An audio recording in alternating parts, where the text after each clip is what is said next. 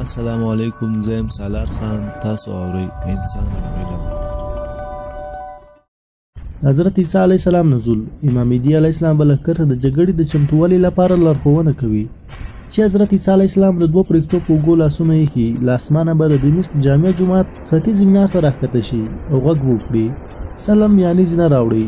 زینه به راوړل شي او تاسو به د هغې له لارې راښکته شئ او د امام مهدي علیه السلام سره به ووینئ. په صحیح مسلم کې روایت ده چې امام مهدي علیه السلام به د حضرت عیسی علیه السلام سره ډېر ښه اخلاق وکړي او ورته وبه وایي: ای د الله رسوله، د لمانځه امامت وکړئ.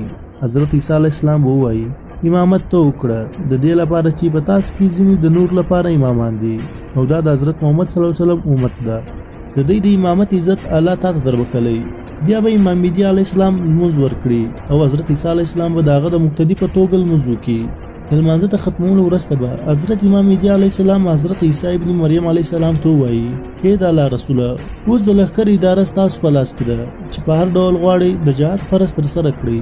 هغه به ووایي: نه، دا کار به ستاسو په لاس کې وي. زه خو یوازې د دجال د وژلو لپاره راغلی یم چې مرګ یې زما په لاس مقدر شوی. مسلم شریف. د دجال تېښته او وژنه. شپه به په آرامۍ سره تېره کړي. سهار به امام مهدي علیه السلام د اسلامي لښکر سره کارازار میدان ته راشي. حضرت عیسی علیه السلام به هم له دوی سره وي. هغه به ووایي: زما لپاره آس او نیزه راوړئ چې تر څو له دې ملعونه د الله ځمکه پاکه کړم. بیا به حضرت عیسی علیه السلام په دجال باندې حمله وکړي او حضرت امام مهدي علیه السلام د اسلامي پوځ سره د دجال په پوځ باندې حمله وکړي.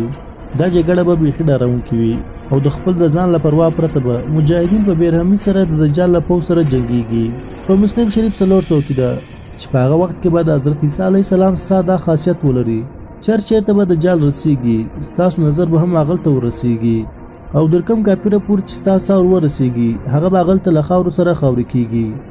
تاسو به د دجال سره په جګړه کې د لوت درجای ورسیږئ او په نیزه سره به یې ووژنئ او خلکو ته به د دې بدیا خبر ورکئ. لوت د یو غره نوم ده، خو ځینې بیا وایي چې دا د یو کلي نوم ده چې بیت المقدس ته نږدې ده. ویل کېږي که حضرت عیسی علیه السلام هغه ژر مړ هم نه کړي، خو بیا هم د دجال وژنه د حضرت عیسی علیه السلام په لاس لیکل شوې ده او رسول الله صلی الله علیه وسلم د دې تایید کړی ده. دا رقم به هغه له خپل ځان هم ویلی شي، لکه څنګه چې مالګه په اوبو کې لیکيږي. صحیح مسلم او ابن ماجه. هلته به د اسلامي پوځ مجاهدین د دجال د لښکر په وژلو کې بوخت وي. دلته به الله خپله مرسته د مسلمانانو لپاره دا رقم هم راښکاره کړي چې په دې یهودي لښکر کې به یوه ته هم پناه ورنه کړل شي. په صحیح مسلم، ترمذي او بخاري کې دي که یو یهودي د شپې د ونې یا تیږې شاته پټ شي نو هغه ونه یا تیږه به ووایي: ای د الله بنده، وګوره دا یهودي ونیسه او ویې وژنه. خو د غرقد ونه به د دوی وضعیت پټ کړي او دوی ته به پناه ورکړي. قیامت ته نږدې شپې ورځي. په ترمذي 325 کې دي چې د دجال د شر زمانه به تر 40 ورځو پورې. په هغه ورځو کې به یو ورځ د یو کال سره برابري، یو ورځ به د یوې میاشتې سره برابري او یو ورځ به د یوې اونۍ سره برابري.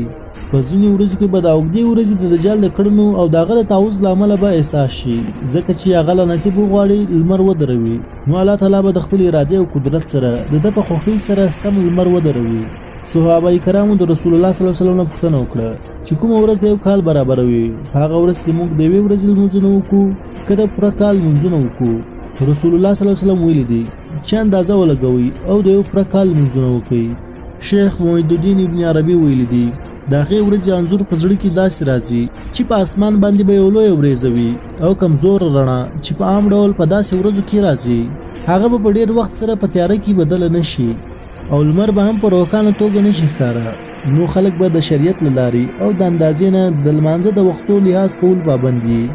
والله عالم. د دجال د فتنې ختمولو وروسته به حضرت امام مهدي علیه السلام او حضرت عیسی علیه السلام به هغه ښارو ته د مسلمانانو د لیدلو لپاره لاړ شي چېرته چې به دجال لښکرکشي کړې وي او هلته په رسېدو سره به دا دواړه ښاغلي د دجال لخوا ځورول شوي خلکو ته به د لوی اجر زیری ورکړي او دنیاوي زیانونه به یې ورپوره کړي. مسلم 401. حضرت عیسی علیه السلام به د انسانانو د خدمت او د مسلمانانو د عزت کولو وروسته د ټولو نه مخکې به د خنزیر د وژلو، صلیب ته د ماتې ورکولو او له کفارو څخه د جزیه د منلو امر صدر کړي. بیا به ټولو کافرانو ته د اسلام د راتلو بلنه ورکړي. د خدای په فضل او رحمت سره به هیڅ کافر په اسلامي ښارونو کې نه پاتې. ټوله ځمکه به د امام مهدي علیه السلام د عدالت او انصاف له شعاعو نه رڼا شي. ظلم او بې عدالتي به له منځه یوړل شي. ټول خلک به د الله تعالی په اطاعت او عبادت کې بوخت وي. ستا د خلافت موده به 2 کاله ابو داود، 8 کاله حکیم یا 9 کاله ترمذی. د امام مهدي علیه السلام وفات دا باید په یاد ولرئ چې امام مهدي علیه السلام به 2 کاله د عیسایانو د فتنې په لرې کولو او په هیواد کې د اسلامي عدالت او انصاف په ټینګولو کې تیر کړي، او 8م کال به د دجال سره په جګړه او شخړه کې تیر کړي، او 9م کال به د حضرت عیسی علیه السلام سره تیر کړي. د دې حساب نه به ستا عمر 49 کاله وي.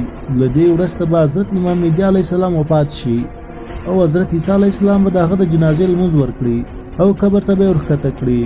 له دې وروسته به حضرت عیسی علیه السلام د خلکو د ښېګڼې لپاره په کوچنیو او لویو کارونو کې بوخت شي. د شرعي قوانینو او د اسلام د برکت له لارې به ټول مخلوق په امن او امان کې وي.